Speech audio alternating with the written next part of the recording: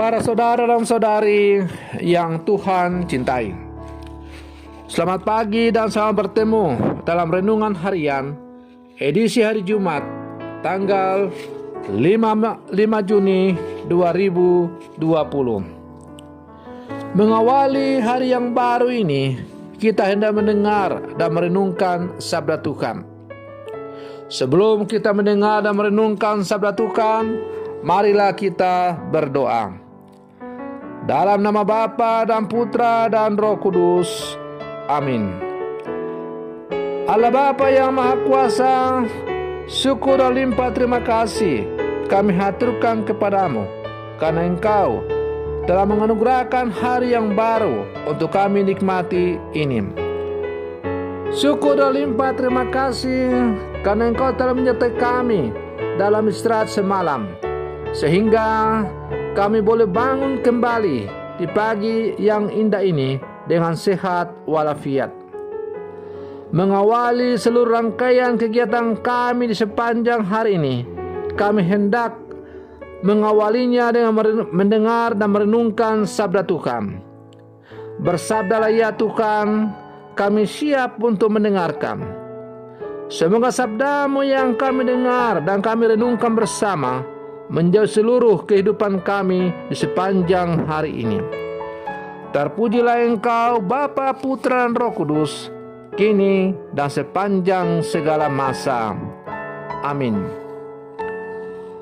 Para saudara dan saudari yang Tuhan cintai, sabda Tuhan yang hendak kita dengar dan renungkan bersama diambil dari Injil Markus pasal 12 ayat 35 sampai 37.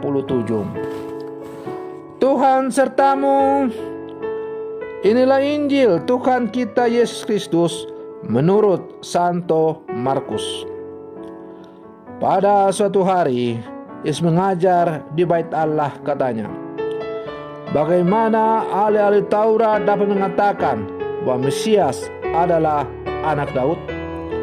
Daud sendiri berkata dengan ilham Roh Kudus, Tuhan telah bersabda kepada Tuanku, duduklah di sisi kananku, sampai musuh-musuhmu kutaruh di bawah kakimu.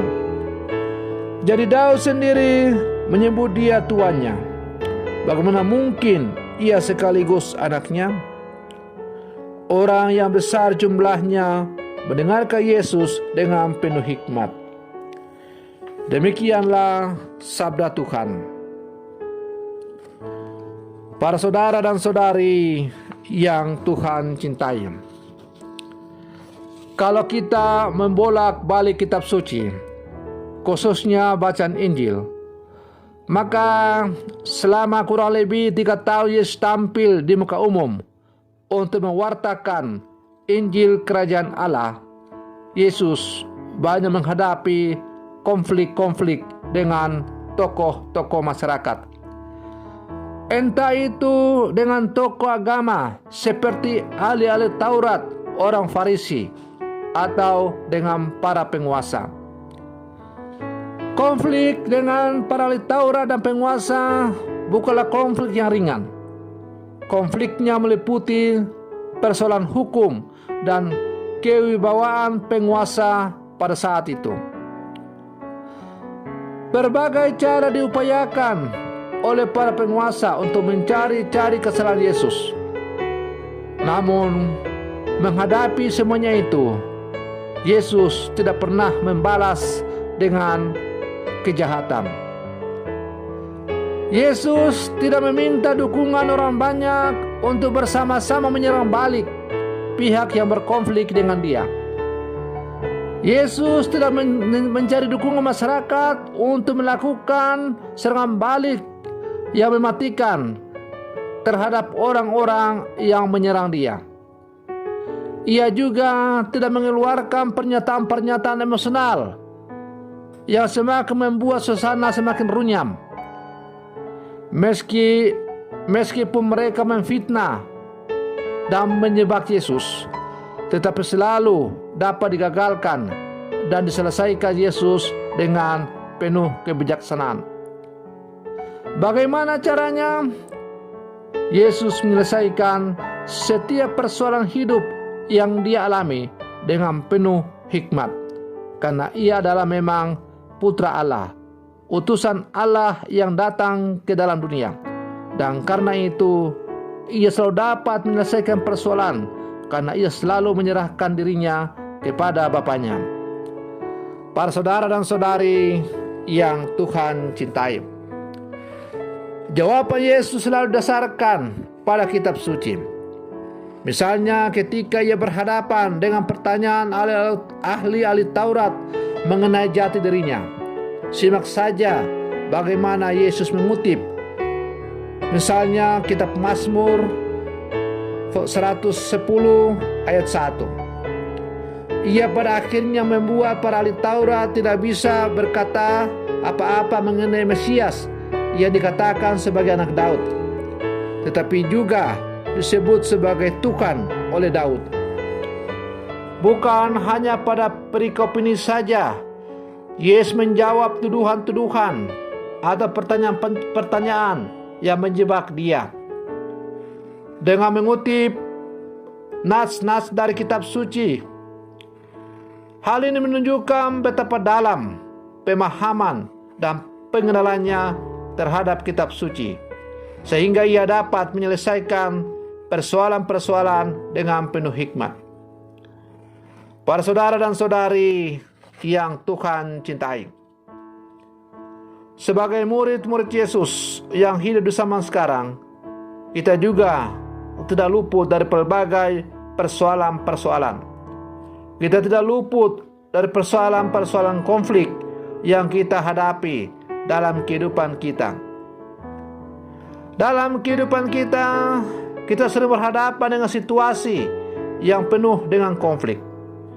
Baik konflik dengan pihak lain maupun konflik dengan orang-orang dekat. Lalu sebagai pengikut Yesus, bagaimana caranya menghadapi setiap konflik itu? Tidak jarang kita menunjukkan cara yang tidak bijaksana karena hasrat untuk unjuk gigi, hasrat untuk unjuk kekuasaan, hasrat untuk menunjukkan kekuatan. Tak jarang kita mengetahui konflik internal gereja melalui media massa.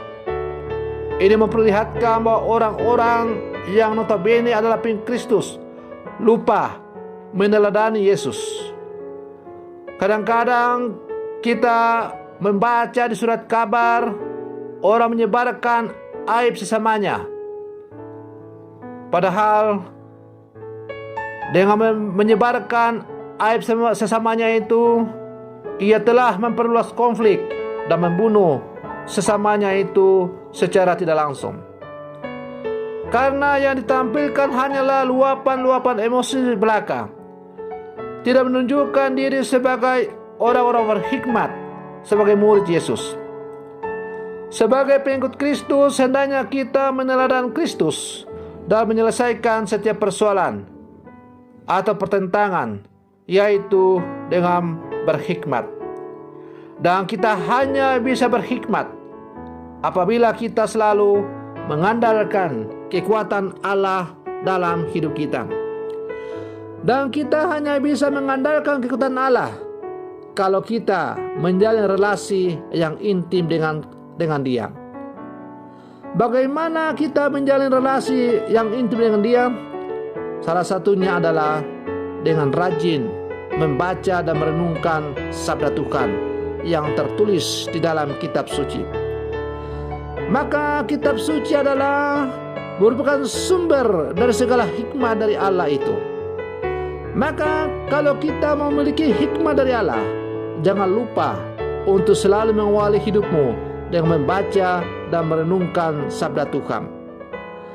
Para saudara dan saudari yang Tuhan cintai, dengan selalu membaca dan merenungkan sabda Tuhan, maka dapatlah diharapkan bahwa hikmat Tuhan akan menjiwai seluruh kehidupan kita.